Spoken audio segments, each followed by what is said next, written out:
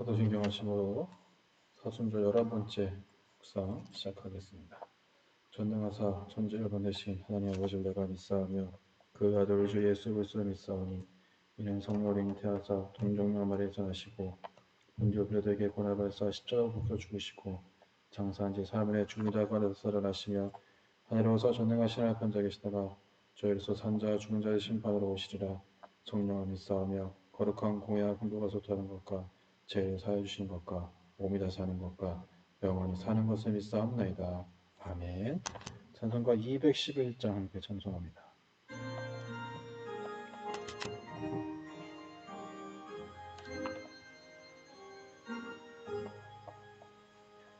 값 비싼 향유를 주께 드리 막달라 마리아 본받아서 향기로운 산재물 주님께 바치리. 사랑의 주 내 주님께 연약한 자에게 힘을 주고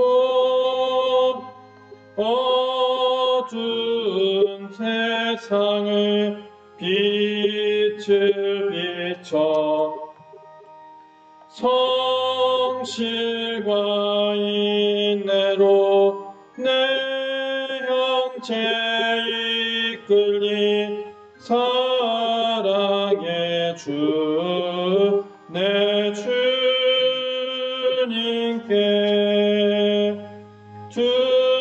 두려운 마음에 소망 주고 슬픔에 쌓인 자 위로하며 길 잃은 자에게 친절히 이끌리. 사랑의 주 내 주님께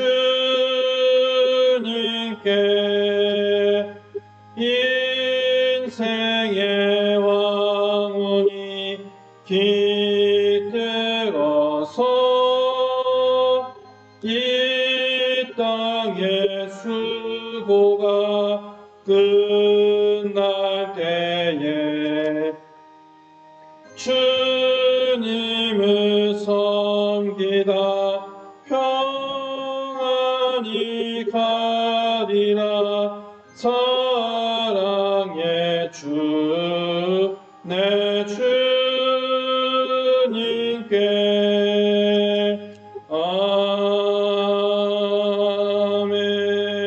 아멘.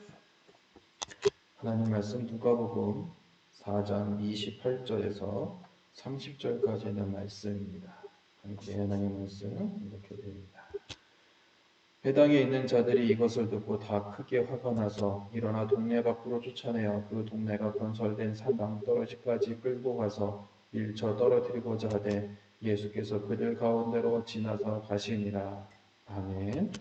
오늘은 사순절 11번째 묵상으로 상식을 넘어 믿음이라는 말씀을 가지고 함께 하나님의 은혜를 나누려고 합니다. 예나 지금이나 우리가 전도하는 것은 상당히 어렵습니다. 왜 그럴까? 우리가 전하는 복음을 상식적으로 전혀 이해가 되지 않기 때문에 그렇다는 겁니다. 믿는 우리들은 상관없지만 일반인의 입장에서 봤을 때는 이 복음이라는 것, 또 하나님께서 우주 만물을 창조하시고 예수님께서 십자가에 돌아가셨다가 우리를 다시 부활하셨다는 그 사실 자체가 그들의 상식으로는 이해가 되지 않는, 납득하기가 어렵다는 것이 일이라는 겁니다. 또 우리가 그것을 10분 양보를 해도 하나님의 아들이 계시다 인정을 해도 이 굳이 신의 아들이 사람의 모습으로 이 땅에 오신 이유를 우리가 설명할 수 있을까? 또 이 그 고통스러운 십자가의 고난을 우리가 왜 당하셨는지를 필요하는지를 우리가 이야기할 수 있을까? 우리는 상당한 어려움에 빠지게 됩니다. 이렇듯 어떻게 보면 오늘 이 본문 말씀 속에서도 예수님 당시에도 이해가 될 수 없는 사람, 예수를 이해할 수 없다는 사람들이 많이 등장을 합니다.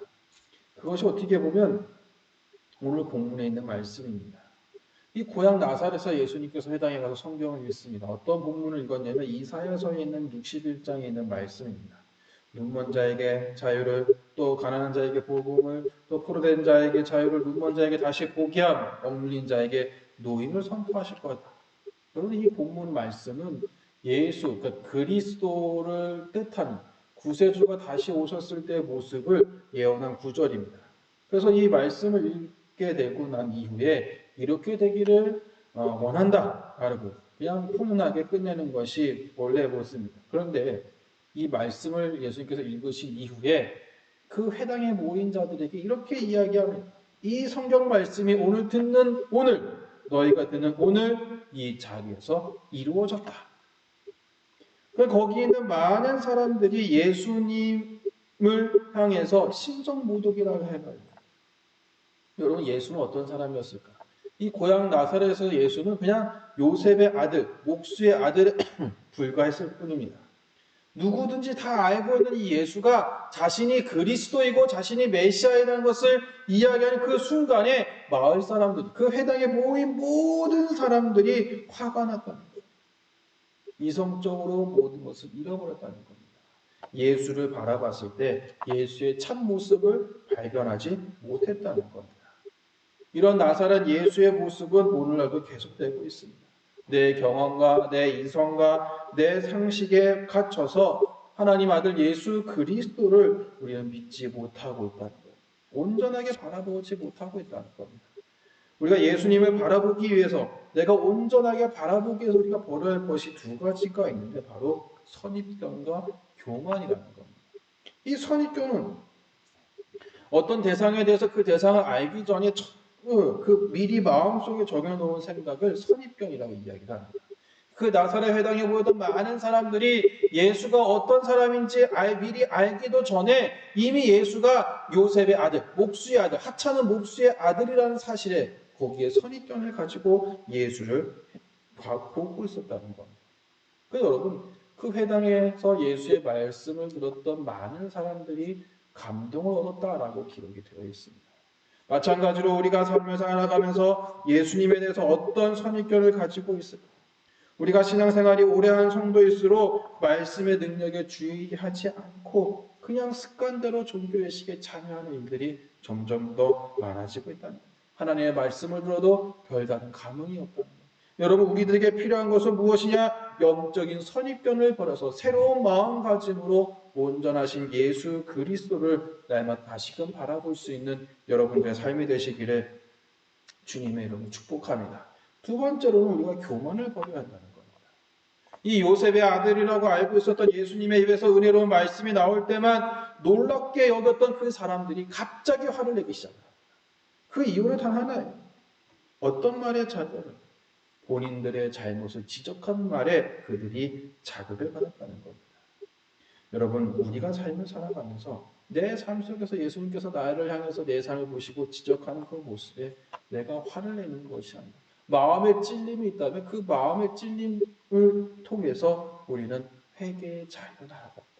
나는 괜찮다, 나는 멀쩡하다는 것이 아니라 내가 그 말씀을 들어봤을 때 그 고집을 꺾고 순종하는 자리로 내 삶을 바꾸어 나가게 될 때 우리들 삶 속에 하나님의 놀라운 은혜가 더욱더 충만히 임하게 될 줄 믿습니다. 우리 안에 있는 선입견과 이 교만은 우리의 신앙과 신앙의 성숙과 또 신앙의 성장을 방해합니다. 이미 알려진 대로 종교 습관, 또 성경 지식에 또 우리가 익숙해진 것들, 또 그런 것들에 있었던 모든 영적인 선입견을 가지고 있다면 우리가 하나님 앞에 온전하게 가져가는 삶을 살 수 없습니다. 여러분, 우리는 이 선입견을 버림을 통해서 상식을 넘어서 믿음의 삶을 우리가 온전하게 살아가야 될 줄 믿습니다. 예수님의 기적과 또 그 십자가 그 부활을 이성적으로 판단하고 선입견을 가지고 바라보는 것이 아니라 먼저 믿음으로 나아가게 될 때 주님은 그 자리에서 우리를 기다리고 계심을 날마다 기억하는 여러분의 삶이 되시기를 주님의 이름으로 축복합니다. 그럼을 통해서 여러분 우리들의 삶 속에 갈채를 받으려고 노력하는 것이 아니라 하나님께서 우리들에게 주신 이 삶의 모습 가운데 모든 상식을 뛰어넘어 믿음으로 모든 것을 이겨낼 수 있는 여러분들 삶이 되시기를 주님의 이름으로 축복합니다. 기도합니다.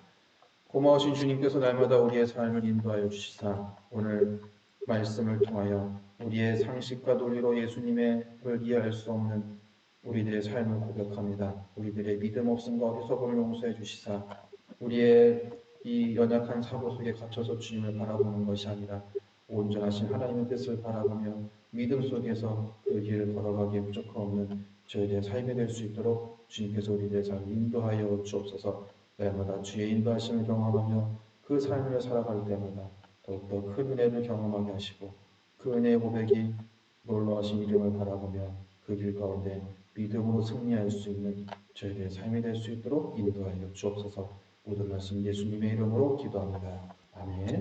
하늘에 계신 우리 아버지여 이름이 거룩히 여김을 받으시오며 나라의 마옵시며 뜻이 하늘과 같이 땅에서도 이루어지이다. 오늘 우리에게 일용할 양식을 주옵시고 우리가 우리에게 죄 지은 자를 사하신 것 같이 우리의 죄를 사하여 주옵시고 우리를 시험에 들지 마시옵고 다만 악에서 구하시옵소서. 나라와 권세와 영광이 아버지께 영원히 있사옵나이다. 아멘. 이렇게 기도할 때 이성으로 상식으로 판단하기 전에 믿음으로 주님을 기다리는 삶이 될 수 있게 기도하시고 오늘 하루도 하나님의 이름을 날마다 경험하며 말씀 속에 승리할 수 있는 복된 삶이 되시기를 주님의 이름으로 축복합니다.